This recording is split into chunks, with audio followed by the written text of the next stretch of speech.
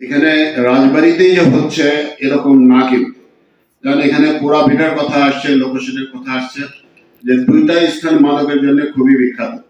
তো তার বাইরেও কিন্তু বিভিন্ন ইউনিয়ন পর্যায়ে বিভিন্ন স্পটে এই শহরের পৌরসভার মধ্যে অনেক স্পট আছে। আমাদের ইউনিয়ন পর্যায়ে সেই শুধু সুলতানপুর বলেন, খানগঞ্জ বলেন, বা ওই পাচুরিয়া বলাটে বলেন, অনেক জায়গায় কিন্তু এই জিনিসগুলো হচ্ছে। তো আমরা আমাদের রাজনৈতিক যে আমাদের যে সমস্ত রিসোর্স আছে সেগুলো থেকে, যে লোকজন আছে সেগুলো থেকে আমরা নিউজ পাবো এবং আপনাদেরকে আমরা এটা জানাবো, এবং আপনারা আমাদেরকে সহযোগিতা, আপনাদেরও যে সমস্ত রিসোর্স পার্সন রয়েছে তাদের মাধ্যমে আপনারা এটা জানতে পারবেন এবং সেইভাবে ব্যবস্থা।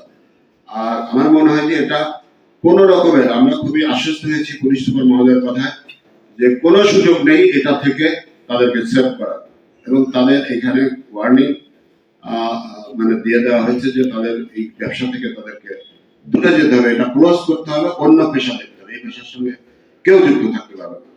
সেটাও আমাদের খুব সতর্ক থাকতে হবে, আমরা যাতে এটা আমাদের মানে কোনো অবস্থাতেই অবহেলা করা যাবে না। তারপর পরাজিত গোষ্ঠী তারা যে কোনো ভাবে দেশকে আনস্টেবল করার চেষ্টা করবে, মানে কোনো জায়গায় কোনো ধরনের কোনো গ্যাপ হলে সেটা তারা কিন্তু সেখানে একটা রাজনৈতিক সুযোগ নেওয়ার চেষ্টা করবে।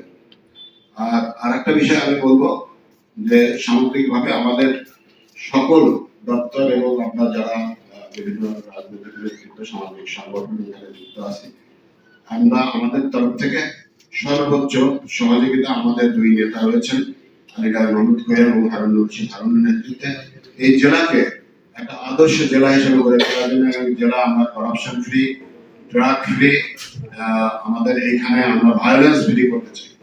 আমাদের দুইজন নেতাই অত্যন্ত দক্ষ রাজনীতিবিদ এবং তাদের কমিটমেন্ট, পাশাপাশি আমরা যারা এখানে দীর্ঘদিন রাজনীতি করি আমাদের কমিটমেন্ট যে এই জেলাতে যে কোনো মূল্যে, বিভিন্ন দপ্তরে দুর্নীতির ব্যাপারে কিন্তু আমাদের কিছু কিছু অভিযোগ আছে, তো সেগুলো আমার মনে হয় যে আমাদের বর্তমান প্রধানমন্ত্রী তারেক রহমান সাহেব যে উদ্যোগ নিয়েছেন, দুর্নীতির ক্ষেত্রেও উনি কিন্তু জিরো টলারেন্স।